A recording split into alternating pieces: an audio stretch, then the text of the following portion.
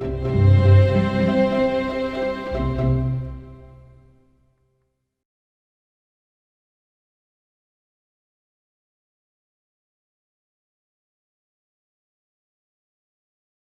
everyone. Thank you very, very much for joining us this morning. We're going to get started fairly smartly just so that we can make the best of the time that we've got together. Although we're expecting a few other people to join us, I'm going to introduce you to Edith McIntosh, who's going to do the welcome for us. Edith, hello. Good morning, everybody. Can you hear me okay? I wasn't able to hear Marie, so I don't know whether there's some problem with my sound. We can hear you, Edith. Like, that's good to know. A bit of a relief. Good morning, everybody, and it's fantastic to welcome you all to this session today. I'm Edith McIntosh. I'm Deputy Chief Executive at the Care Inspectorate and Exec Director of Strategy and Improvement. It's a title that just trips off the tongue. So great to welcome so many of you here today to this joint session between Healthcare Improvement Scotland, Scottish Government and Care Inspectorate, and our Safe Staffing team are on the call today to help support the event. So it's great to have you here, and really important event today, focusing on the Health and Care Staffing Scotland Act 2019, really important for us all, and it'll be coming to provision in April 2024. So a really important time for everyone to begin to have an increased awareness of the Act and what that means going forward to 2024. Before I say a bit more about the session today, we'll move on to a bit of housekeeping. If we can have the next slide, please. So during the webinar, if we can just ask that you keep your mic off on mute and your video turned off. And this is really just to help the session to go nice and smoothly. Sometimes if we have cameras on and mics on with a lot of people on a call, it can be a wee bit clunky. So it'd be helpful to do that. You might have noticed the session has already been recorded. And if you do require any technical support throughout the session, then just pop a little comment in the chat, or you've got a link there that you can go to if you need support as well. Also, if you want to put any comments or questions in the chat, later on in the session, we'll have an opportunity to answer some of these questions. If we don't manage to answer them all, then there'll be a Q&A that will be published after the session. Okay, thank you, Wendy. So just in terms of the session today, it's an introduction to raise awareness of the Health and Care Staffing Scotland Act 2019, raise awareness of the guidance chapters to accompany the legislation, very much with a focus today obviously on social care sector, and also to raise awareness of the public consultation on the statutory guidance. And I understand that the consultation is already open, and more of that will be said later on in the session today. Thanks, Wendy. So our presenters today are Catherine Breakin, Professional Advisor from Scottish Government, and also Sarah Cartwright, Policy Officer from Scottish Government. So I'm going to just pass over to them now, and they're going to take us through the session, and I'll come on later on towards the end of the session. But thank you so much, Catherine and Sarah, and I just look forward to the session this morning. Thank you. Great, thank you, Edith. As Edith has introduced, I'm Catherine Breakin. I'm one of the professional advisors with the Chief Nursing Officer Directorate in Scottish Government. So if we just move on to the next slide, please. So as Edith said, the Health and Care Staffing Scotland Act was approved by Parliament in 2019, and implementation that progressed after that was paused due to the COVID-19 pandemic and to allow a response to that. However, following an announcement by the Cabinet Secretary in June last year, implementation has recommenced and all provisions of the Act will be enforced by the 1st of April 2024. The aims of the Act are to provide a basis for the provision of appropriate staffing in the NHS and in care services, and this will really act to enable safe and high quality care and improved outcomes for people using our services. So whilst the duties in the Act renew the requirement to have appropriate staffing and deliver safe, high quality care are not, the Act builds on arrangements already in place for both local and national workforce planning in health and care services. Implementation of the duties will support decisions made about staffing requirements, service delivery models and service redesign. The Act will also promote transparency and promote that open and honest culture. So having staff engaged in the processes around staffing, being informed about decisions relating to staffing requirements and decisions, and feeling safe to raise any concerns. The Act enables the Scottish Ministers to issue statutory guidance, and this will explain the provisions of the Act and assist relevant organisations in implementing the requirements. So draft statutory guidance has been prepared by the Scottish Government in conjunction with key stakeholders from across health and care services to ensure that it's clearly presented, coherent and accessible. And we want to take the opportunity to thank the very many stakeholders who have supported, given their time to provide feedback, which has really helped to shape the statutory guidance. So the aim of this suite of webinars is really to raise awareness of that draft statutory guidance, or the guidance chapters as they've become known. A public consultation exercise is being held on the guidance, where you'll be able to have your say, and we'll discuss more about that later at the end of the presentation.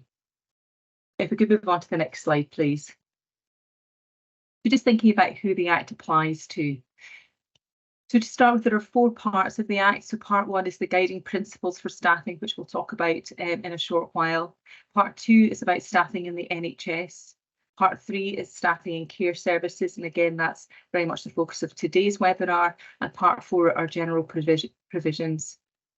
So the Act places different duties on different parties involved with the provision of health and care services. So thinking about local authorities, integration authorities, care service providers, territorial health boards, our special health boards, as well as the Common Services Agency for the Scottish Health Service. There are also specific duties within the Act that apply to the Care Inspectorate, to Healthcare Improvement Scotland and to Scottish ministers. The Care Inspectorate and Healthcare Improvement Scotland have been commissioned by Scottish Government to support NHS providers and care services providers prepare for the Act. However, following enactment, they will have specific duties and powers in relation to monitoring of compliance with the duties, in relation to staffing level tools and staffing methods, and these will be covered further later. So the Act does not list which groups of staff or staff roles are included in the provisions. However, Scottish Government has published guidance on which roles should be included, and a link is going into the chat just now for you to access. The list of staff does not form part of the statutory guidance, but will sit along it as a living document, which will allow us to incorporate new roles or professions over time as required. The staff and scope for health is different to the staff and scope for care services, so there are different definitions within the guidance. So for care services, this would be all those involved in the care of a person using the service, including but not limited to care staff, nursing staff, housekeeping, catering staff, maintenance, volunteers, and those supporting social activities and engagement in the community. Today we'll be covering requirements for care service providers around ensuring appropriate staffing, the guiding principles and training, along with the responsibilities of local authorities and integration authorities when planning or securing care services from care service providers, and then the role of the Care Inspectorate. Next slide, please. So Section 7 of the Act places the duty on care service providers to ensure that at all times suitably qualified and competent individuals are working in the care service in such numbers as are appropriate for the health, well-being and safety of people using services, the provision of safe and high quality care, and insofar as it affects those matters, the well-being of staff. Staffing therefore must consider both the numbers of individuals working in the care service and the skill mix. So what skills do they bring into the care service, ensuring that all those working in the care service have the necessary qualifications and competences that are set out in the published guidance and frameworks that are available. So when considering what is meant by health, well-being and safety of people using the services and the provision of safe, high-quality care, organisations should be looking at publications such as the Health and Social Care Standards, which state that high-quality care should include consideration of the dignity and respect of people using services, including respect and promotion of their human rights, being compassionate in the care and support that's being offered, the inclusion in care of people using the service along with their carers and representatives as appropriate, and care should be responsive and adapt to the needs of the individual, and care which improves well-being. It's important to note that the references to safe and safety in the duty are not intended to imply that care service providers must remove all risks. Risk enablement is important, and risks are an inevitable part of most care services. Positive risks, as defined in the Health and Social Care Standards, mean making balanced decisions about risk and risk management, recognising that risks to safety are inevitable and can result in benefits. However, people experiencing care should not be put at unnecessary risk as the result of staffing which fails to provide high-quality care services. The third bullet point requires that the well-being of staff is considered insofar as affects these two matters. So there's absolutely a link between the safety of people experiencing care and the well-being of those individuals delivering the service. Increased staff well-being can reduce sickness absence, burnout and work-related stress, meaning that the staff are available to care for people. And healthy, engaged staff are also better able to provide that safe, high-quality service. Staff need to feel safe to raise issues about safety, mistakes or areas of concern. And this involves creating a culture of transparency, continuous improvement and that open communication where it is clear that the organisation has a culture of system improvement rather than of blame. It's important to note that this does not replace any existing requirements in relation to health, well-being and safety of staff, such as the health and safety law or any contract of employment. Next slide, please. So what is a care service? A care service is defined in the Act as a service mentioned under section 47(1) of the Public Services Reform Scotland Act 2010. And you'll see those listed here. So we've got a support service, a care home service, a school care accommodation service, a nurse agency, childcare agency, secure accommodation service, an offender accommodation service, an adoption service, a fostering service, an adult placement service, childminding, daycare of children, and a housing support service. All these services will need to comply with the requirements of the Act that relate to care services. Next slide, please. So, as we stated earlier, the Act does not list which staff groups or staff roles are included in the provisions. And as we've noted, the government has produced the guidance which you have the link for now. It's important to highlight, however, that this does not just include those individuals who are employed by a care service within the Act. So the Act provides a definition for those working in a care service, and this includes working for payment or as a volunteer, and working under contract of service, an apprenticeship, a contract for services, or otherwise than under a contract. So this is wide-ranging, but would, for example, include employees of the care service, agency and other temporary or contract workers, self-employed workers, those in apprenticeship schemes and any other sort of earn as you learn schemes who are employed by the care service, and all volunteers. Next slide, please.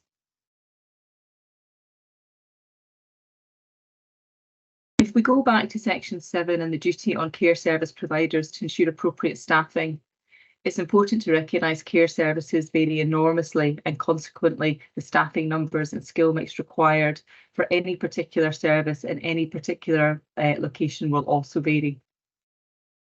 So section 7 therefore goes on to state that when an organisation is determining what constitutes appropriate staffing, organisations should give regard to the nature of the care service. So, for example, a childminding service will have different requirements to an adult care service, which will be different again to secure accommodation services. The size of the care service. So again, thinking of examples, if we are trying to deliver care across a wide geographical area, this would entail travel time between different people using the service.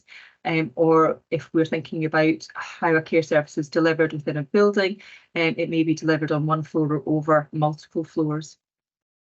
The aims and objectives of the care service. So staffing should be sufficient to ensure that objectives and outcomes for people using the service can be met.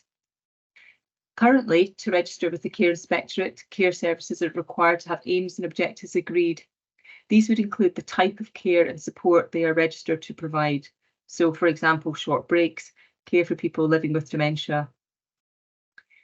The number of people using the service should also be considered. So care service providers should be able to demonstrate that they've undertaken any appropriate assessment of care provision for individual people within that care service, and an analysis of met and unmet need in determining the number of people requiring provision of care at any time in any service. We need to also consider the needs of people using that service, so recognising that no two people are the same and the outcome and what matters to an individual will vary. So it's really important that a holistic person-centred approach is taken, which involves people experiencing care and making decisions about their own care and the support that they receive. Next slide, please. Thank you. The Section 7 duty to ensure appropriate staffing in care services is one of two general duties that were created by the Act, the other being the duty on NHS healthcare providers to ensure appropriate staffing. We've covered the duties in relation to health within the previous webinars. And as we outlined earlier, the aim of the duty is to enable the provision of safe and high quality services which meets the needs of people experiencing care. This is achieved through having appropriate staffing with the right person, with the right skills available in the right place at the right time to provide care. The duty sits alongside existing requirements such as those relating to registration with the Care Inspectorate and SSSC requirements. The legislation is not prescriptive about staff numbers or skill mix of professions. It does not prescribe minimum staffing levels or fixed ratios and does not seek to preclude the use of innovative new models of care delivery. Rather, it seeks to inform and support local decision making, flexibility and the ability to redesign and innovate. It also doesn't negate any conditions that the Care Inspectorate may put on services regarding staffing. For example, as a requirement of registration, they may require a manager to be supernumerary or require services such as childcare to follow guidances with regard to ratios. All these requirements must be followed in addition to the Act. The use of staffing levels or workforce tools is only required in legislation for certain types of healthcare locations and employees and is not required at present for care service providers. Next slide, please.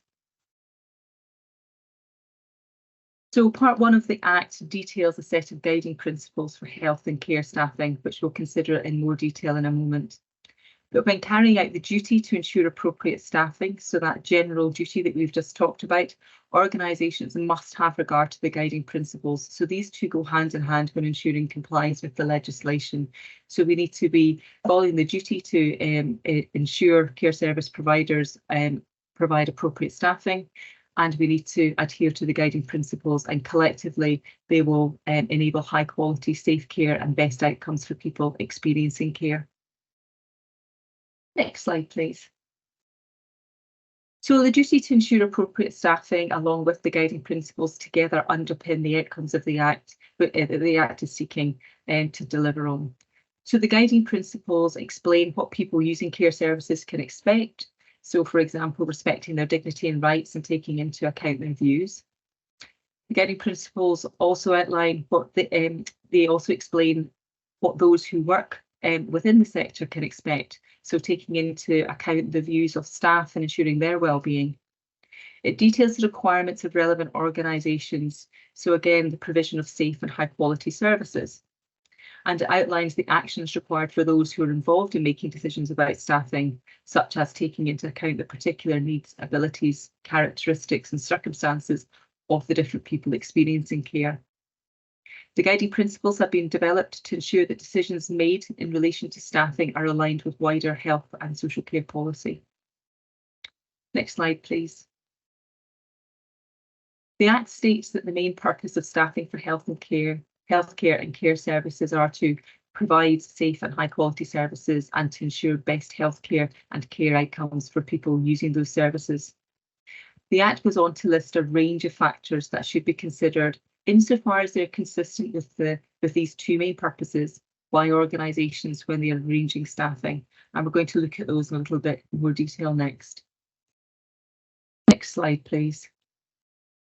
So thinking about what those factors are that should be considered when arranging staffing. The first is improving standards and outcomes for people using services. So this could include consideration of outcome measures, trends, and whether staffing has had an impact. The emphasis being on how standards and outcomes for people using services could be improved. The next is taking account of the particular needs, abilities, characteristics, and circumstances of different people using services. So again, reflecting that no two individuals using services are the same and the outcomes that matter to a particular person will vary.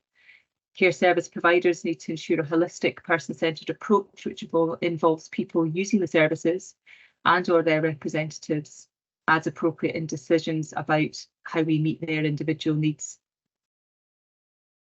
We have respecting the dignity and rights of people using services, so services should be underpinned by a human rights approach. Next is taking account of the views of staff and people using services. So organisations should have systems to gather views and demonstrate how those views have informed decision making. Ensuring the well-being of staff. So as we've discussed earlier, there's a link between the safety of people using services and the well-being of the individuals delivering that service and providing care. We need to be open with staff and people using services about decisions on staffing. So as well as taking into account the views of those working in and using care services, care service providers must be open with those individuals about decisions on staffing. Care service providers should foster the development of an open culture which allows and encourages those who work in the service to raise issues and be supported in finding new ways to overcome risks without fear of adverse consequences. Allocating staff efficiently and effectively. So staffing arrangements should allocate individuals so they have the greatest impact on providing safe and high quality services that would result in the best outcomes for people using them. So this could include effective rostering and allocation systems and ensuring that we're matching abilities and skills of individuals into the right part of the services. And then lastly, promoting multidisciplinary services as appropriate. So staffing arrangements should promote a multidisciplinary approach where this is appropriate to meet the needs of people using the service. And this may involve multidisciplinary teams working within the service or coordination with those out with the service, so such as district nursing teams, general practitioners and allied health professionals. This doesn't mean that care services must prioritise multidisciplinary services over and above other services where it's deemed appropriate, but that it should be considered. Next slide, please. So Section 8 of the Act states that care service providers must ensure that individuals working in the care service receive appropriate training for the work that they are to perform and suitable assistance, which includes time off work to obtain further qualifications appropriate to their work. Clearly, this will vary from individual to individual depending on the type of care service that they work in and the role that they undertake. Next slide, please. So this slide asks the question, is there regulation around this already?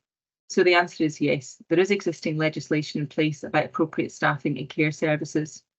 So Regulation 15 of the Social Care and Social Work Improvement Scotland, Regulation 2011, states that a provider must, having regard to the size and nature of the care service, the statement of aims and objectives and the number and needs of people using the service, ensure that at all times suitably qualified and competent persons are working in the care service in such numbers are appropriate for the health, welfare and safety of people using the service, and ensure that persons employed in the provision of the care service receive training appropriate to work that they are to perform and suitable assistance, including time off, for the purpose of obtaining further qualifications and qualifications appropriate to such work.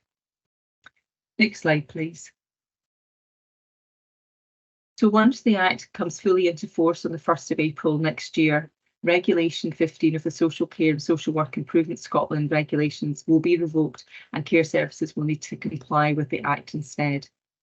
Although the wording is very similar for Regulation 15 and for the Act, they are not identical, and organisations need to make themselves aware of the requirements under the Act and decide if any changes need to be made to existing systems and processes in order to comply with this primary legislation. Thank you for your attention. I'm now going to hand over to my colleague Sarah for the remainder of the presentation.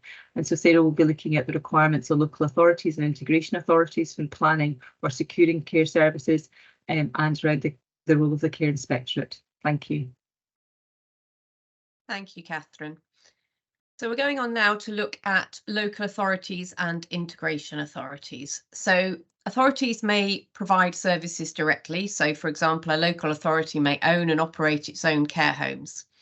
Now, in this case, they would be classed as a care service provider and they would have to comply with all the duties, as Catherine has just said, in terms of ensuring appropriate staffing, the requirements around the training of staff and the consideration of the guiding principles.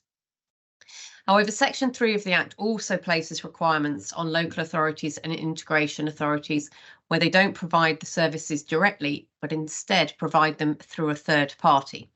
Now, for example, instead of owning and operating their own care home, they would use an independent provider to provide that care home services on their behalf. So again, this Section 3 requirement, when they're using care providers, applies to all these services that we talked about earlier. So when a local authority or an integration authority is securing services for school accommodation, sports services, adoption services, offender accommodation, childminding, etc., they would have to comply with Section 3 of the Act. Next slide, please.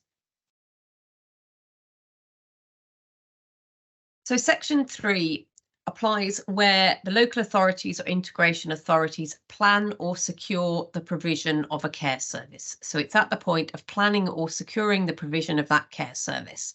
And that could be under a contract, it could be under agreement or any other arrangements. This wording is deliberately general and flexible because we realise there are a wide variety of contractual arrangements which go on and agreements which are done between local authorities, integration authorities and care service providers. So when an authority plans or secures the provision of a care service from a care service provider, they must have regard to the following. So firstly, they must have regard to the guiding principles of the Act, and that's what we've just discussed or what Catherine was talking about just now. They then must have regard to the requirement on the care service provider to have regard to those guiding principles. So is the care service provider that they are intending to use having regard to those guiding principles? They also need to look at the duty on care service providers to ensure appropriate staffing. So they need to consider, is the care service provider I'm intending to use, do they have appropriate staffing? And what are their procedures for ensuring that? They need to look at the requirement on care service providers with regard to training of staff. So is the care service provider I'm intending to use, what are their provisions around ensuring that their staff are trained properly, they have the appropriate qualifications and competencies to carry out their roles. They need to look at the requirement on care service providers to have regard to guidance issued by the Scottish ministers. So the statutory guidance that we were talking about at the beginning of this webinar, that is issued by the Scottish ministers. Now, once that's issued and finalised, and that will be published on the 1st of April next year to coincide with the Act coming into force, care service providers are required to have regard to that guidance when they're carrying out their duties. And Section 3 requires local authorities and integration authorities to consider that when they are securing a service. So is the care service provider having regard to the guidance issued by the Scottish ministers? Local authorities and integration authorities also have to have regard to the duties on care service providers under Chapter 3 of Part 5 of the Public Service Reform Act. Now, this is the bit of the Public Services Reform Act that deals with registration of care services. So they need to ensure, for example, that if a care service is required to be registered, it is registered before they use that care service. The last thing they need to have regard to is the requirements on care service providers under Chapter 3A of Part 5 of the Public Services Reform Act. Now, this is new. This was inserted by the Health and Care Staffing Scotland Act, but this chapter deals with the use of staffing methods by care service providers. So at the moment, there are no requirements for a care service provider to use any particular staffing method. But the Act, as we will come on to in a bit, did put that power. So it gives that power to the Scottish ministers. So the Scottish ministers can require a particular type of care service to use a staffing method. And if that comes into force in the future, then local authorities and integration authorities will need to consider whether that care service provider should be using a staffing method and whether they actually are using a staffing method. Next slide, please. So how might all this be achieved? So the Act doesn't detail how this should be carried out. So it does not stipulate what kind of process local authorities and integration authorities must use when they're having regard to securing a service.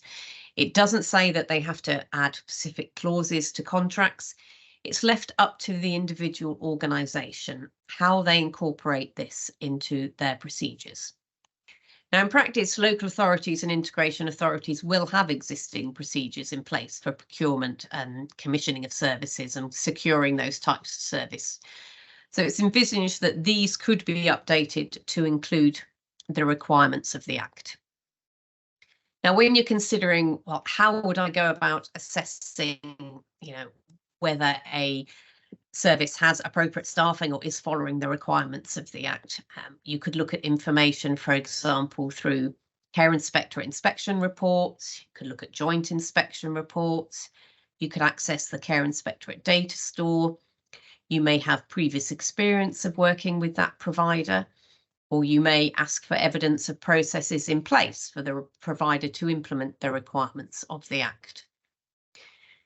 Now, it's important to note that this doesn't negate any other procurement legislation. So all other relevant procurement legislation continues to apply, and any information should be used in a manner compliant with those applicable procurement rules. Next slide, please. So local authorities and integration authorities are going to be required to report to the Scottish ministers annually. So, and this is on the planning or securing of care services. So Section 3 of the Act states that the authorities must publish information annually, and this will be at the end of each financial year for that previous financial year, on what steps they have taken to comply with the requirements that we've just discussed, i.e. planning and securing of care services from care service providers. So what steps have they taken to ensure that they have regard to the guiding principles and the need to ensure appropriate staffing, for example? And this reporting must include any ongoing risks that may affect their ability to comply with this requirement.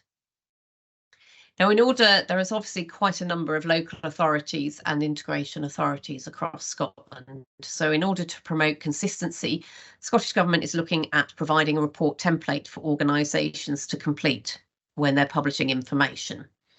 And we're in discussion with the Care Inspectorate at the moment, and I know they've started talking to various authorities about testing our draft template to see how user-friendly it is and whether we can provide any further guidance or need to do any updates. So that will happen in the next few months, ready for a report template to go out when the Act starts in April 24.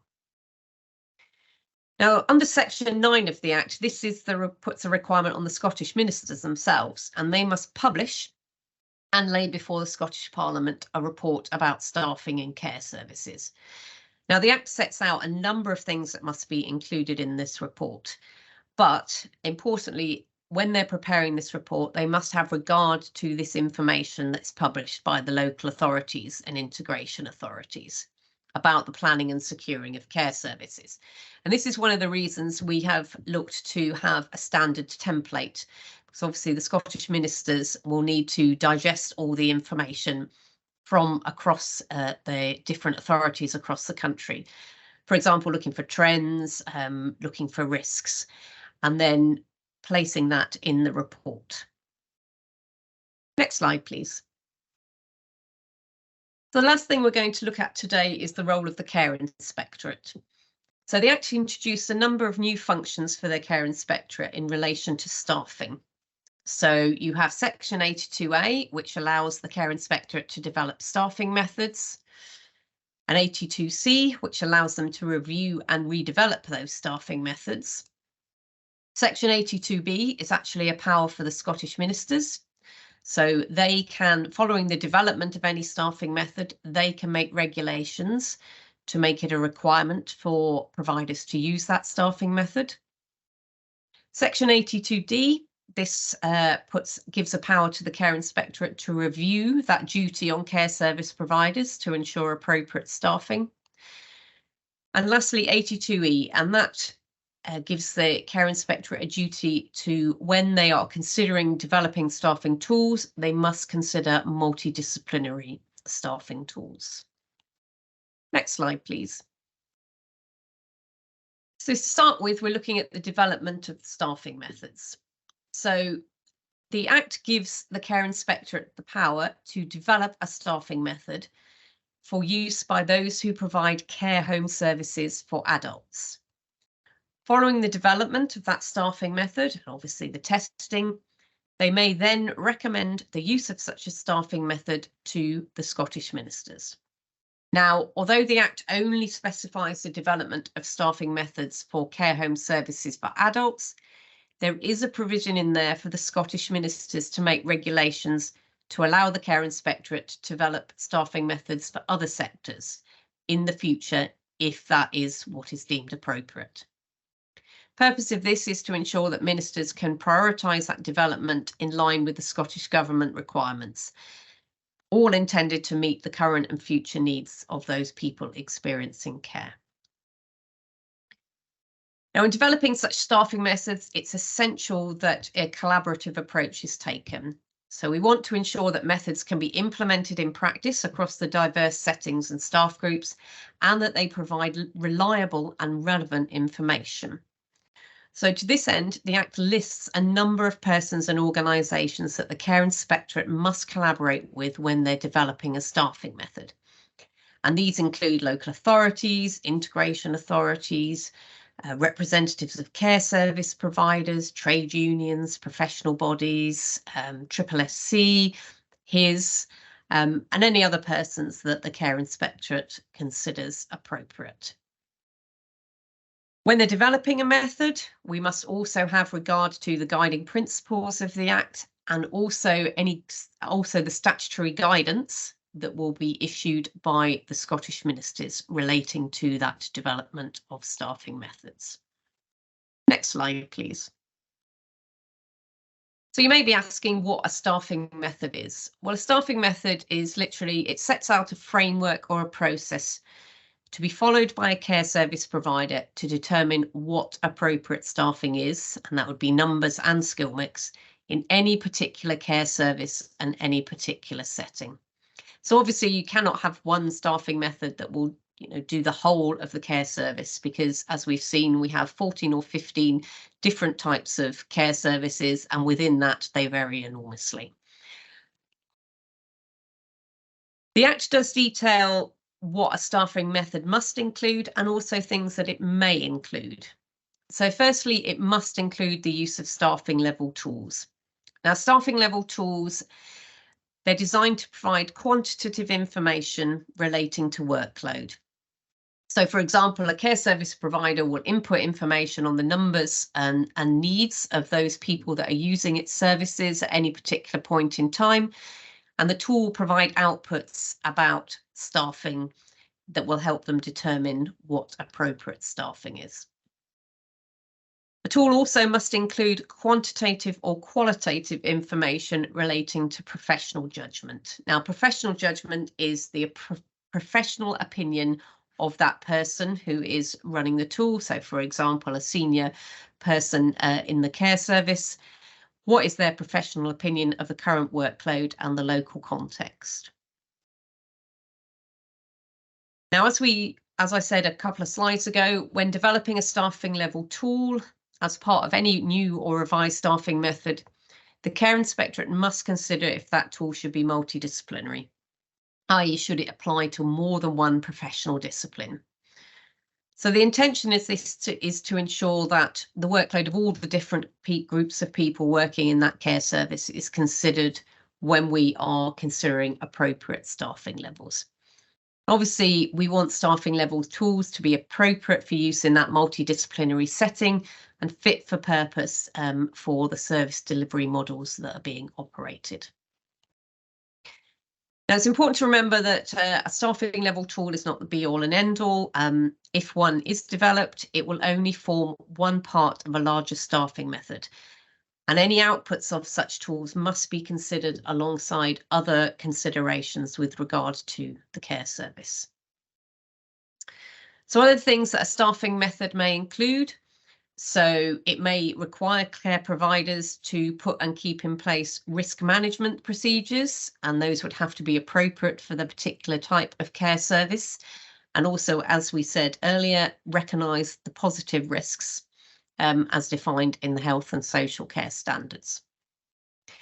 There are a number of other factors that we could include in any kind of staffing method. So it may include consideration of that current staffing levels, vacancies, the local context, physical environment. So, for example, this would include the layout of the building, quality assessments, could include the needs of the people experiencing care. Also comments, both from people experiencing care and their representatives as appropriate, and also from those working in the care service. Could also include recommendations of senior professionals. So this would be senior professionals with experience of using staffing level tools and staffing methods, and also relevant experience in that particular care sector. Any published standards or outcomes, and also any guidance, evidence and research about staffing methods. Now, you may be aware that the Care Inspectorate has commenced a project looking at the development of a staffing level framework, and has conducted research with a number of providers of care home services with adults. And you may also have provided your views in one of their consultations. But it's important to note that this is a long-term project. We won't suddenly be enforcing the use of a particular staffing method or staffing level tool on the 1st of April 2024. This is a longer-term project collaborating with care service providers to see whether a staffing method is appropriate, because the Act does not require a staffing method, only if it is appropriate for that care service, and how that would look. Next slide, please. So following the development of a staffing method, the Care Inspectorate can then recommend its use to the Scottish Ministers. And Scottish Ministers may make regulations to require care service providers to use that method. And again, I emphasise this is for the future. This is not something that's going to happen on the 1st of April 2024. Any regulations may state the types of care services and individuals working in a care service to which the method relates. Clearly, we have a lot of different types of care services, so there's going to be no one staffing method that's going to be suitable for all. It may state the minimum frequency at which the staffing method must be applied, and it may state the particular staffing level tools that must be used. Next slide, please. Obviously, it's important that if you then require a care service to use a staffing method, it's important to keep that under review, because we want any staffing method to remain contemporary. We need it to be fit for purpose. We need it to provide reliable information so it can inform staffing requirements across those care services. So the Care Inspectorate may review any staffing method that is required for use from time to time.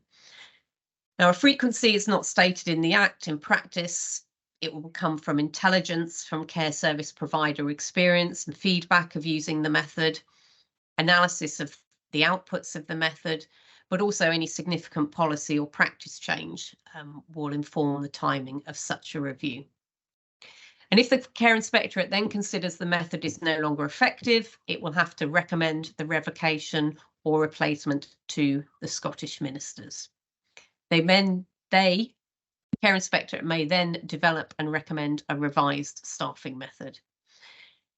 And when we're revising a staffing method, it follows exactly the same requirements as for the development of a new method, including collaboration with all those listed stakeholders, looking at staffing level tools and considering the same range of factors, because we want to ensure that any revised method goes through at least the same rigorous development as any new process. The Scottish ministers can also direct the Care Inspectorate to develop a revised staffing method. And again, this is to prioritise development in line with policy requirements in the social care sector. Next slide, please. So another responsibility the Care Inspectorate has under the Act is to review the duty to ensure appropriate staffing. So this enables the Care Inspectorate to carry out a review of the effectiveness of the operation of that duty to ensure appropriate staffing.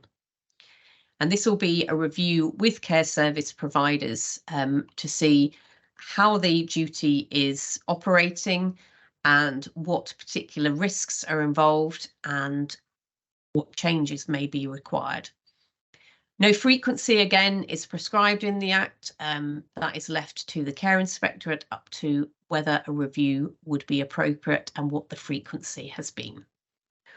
Once it's completed such a review, it then may send that report to the Scottish ministers and publish it more widely as it deems appropriate. Next slide, please. So just to tell you about the public consultation now. So this has commenced. If you go on Citizen Space, you will see that we are near the top of the list in terms of the latest consultations that have been launched. You can read the draft statutory guidance. So there are a number, the draft statutory guidance is quite long, but it's split up into chapters. So there are a number of chapters which are towards the healthcare sector, and there are a number of chapters towards the care sector. So although it may look quite long, you don't necessarily need to read the whole thing. You can read the document, and then you can comment on the guidance. And we're looking for feedback as to whether it's clear. Do you understand it? Does it contain enough information to assist you as a care service provider or as a local authority or integration authority in meeting the requirements of the Act? Obviously, when it comes in the 1st of April 24, organisations are going to have to follow that guidance. So we want it to be useful, we want it to be user-friendly, and we want it to be accessible to those who are going to have to use it. So please go on to the link. The consultation is open till mid-September, so you've got plenty of time to think about your responses. So I'll now just hand back to the Care Inspectorate to close the session and answer some questions, but thank you very much for your attention. Thank you, Sarah. I might have answered the questions as we've been going along in the chat line. I should have said hello at the beginning of the session. I'm Mary McCary and I'm Chief Nurse at the Care Inspectorate. I have oversight of our safe staffing programme, which operates at the Care Inspectorate, and with responsibilities we're commissioned by Scottish Government. And one of our key objectives is to prepare the sector for the legislation, and we're working with a number of different services to try to make sure that you're ready for the Act. Now you'll know from what Sarah and Catherine said that some of the Act will seem quite familiar to you because it's aligned, in fact, to our Public Service Reform Act. And so I hope that it won't be a difficult transition for you.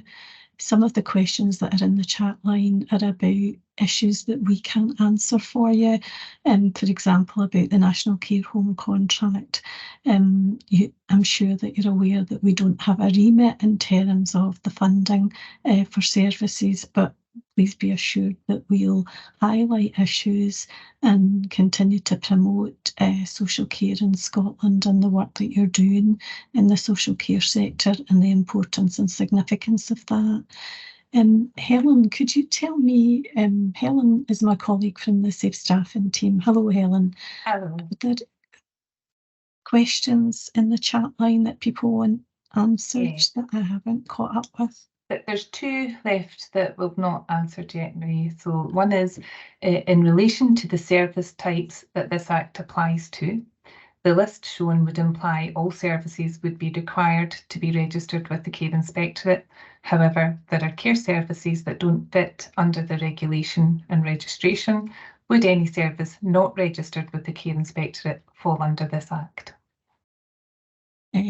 Well, the answer to that is yes, they might, because there's a duty on local authorities and on the NHS provision, and some services that are not registered with us might be registered with their sister organisation, Health Care Improvement Scotland, and so they'll be registered with Health Care Improvement Scotland. Some services, particularly at the moment, we see quite a large increase in hospital at home services, and hospital at home services are planned, organised and delivered by the NHS, but they're very similar in many respects to care at home and housing support services, but the support that's being provided tends to be very specific nursing care or very specific maybe medical care if there's a GP involved in the hospital at home service or physio care. So there may be services that are subject to this Act that are not registered, but at the Care Inspectorate you'll know that our responsibilities in terms of the registered services, so those are the ones that we're currently looking at, but there may be other services that need to comply with the Act, but the ones that were on the screen that Catherine told you about earlier are the ones that are covered under the Public Service Reform Act. Thank you, Marie. There's another one that's asking, can you clarify whether individual childminders who work alone, i.e. no assistance, are included in the remit of the Act? Yes, childminders are included in the remit of the Act, and you might have noticed that they were included in the definition that Catherine gave you earlier, and that's because this new legislation has taken the definitions from the Public Service Reform Act. Now, at some point in the conversation, I can't remember if it's Catherine or Sarah that mentioned that the purpose of this Act is about ensuring good quality care and support for people in the community. So what we're looking for is the right people looking after the person at the right time in the right setting, and childminders are covered by that. Now, the guiding principles, part 1 of the Act, and part 1 of the Act, you'll perhaps remember, is in relation to improving standards and outcomes. It's about ensuring the well-being of people that use your service. It's about taking into account the views of families and family members and the young children that use your service.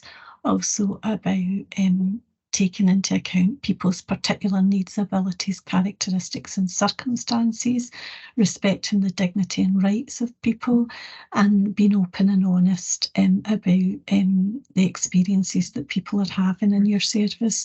So all of those guiding principles apply to childminders, and I'm hopeful that none of those guiding principles are new to childminders, because most of them are covered in our own health and social care standards, which were published in 2017 and are very familiar to childminders and to every other service. So I don't think that any of those guiding principles are new. What's different for them is Part 3 of this legislation, sections 7 to 10, cover, for example, training. So if we came to inspect a childminder and we wanted to make a requirement of that childminder in relation to their training needs, say, for example, we wanted to ask the childminder to undertake child protection training, which is really a mandatory thing, and they hadn't completed it, we might make a requirement of that childminder, and we would do it using this new legislation. So Part 3 of the Act, sections 7 to 10, would apply to childminders in the same way that it would apply to any other registered service. I hope that makes sense, and if it doesn't, please do drop us a line at the Safe Staffing Programme. Our email address is on the final slide, I think. Thank you, Marie. I'm aware of the time. We maybe need to move on, but we will answer all the questions and we'll publish them. I've tried to answer them if I happened to see them when they came in, and some of them were around about contracts and commissioning, and we are hoping to work with some of the commissioners of services. Sarah mentioned that we're hoping to do a little test with some volunteers. Actually, we need volunteers to help us with that. So if your authority would like to volunteer to help us with that, we'd be delighted to hear from you. I'm going to pass you back to Edith now, and she's going to tell you a wee bit about learning resources and close the session for us. Edith. Thanks very much, Marie, and thank you, Marie and Helen, for helping with these questions there. That was incredibly helpful. Hopefully, most of them have been answered. As I said before, if they haven't, then Marie and the team will have a look at them after the session and questions. And also, I see some people have been asking them being sent out, and I believe these will be to those who registered for the webinar after the session. So in terms of learning resources, just to let you know that there are resources available on the Tourist website, and I think the link has been put in the chat for you. So Knowledge and Skills Framework for Health and Care Scotland, and there are 2 levels. Level 1, which is for all staff, and it's level 2, which is skilled, and that's more for team leaders, and is a more in-depth. I understand there are level 3 and 4 is being developed till probably the autumn.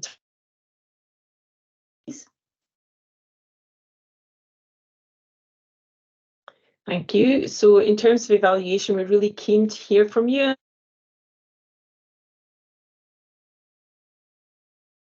Thank you for being here today, but also to say thank you for completing the evaluation of this session. It's important to hear how this has landed, what you've got out of it, and how we can improve. So you can click on the link that's in the chat, or you can use the QR code, whatever is best for you.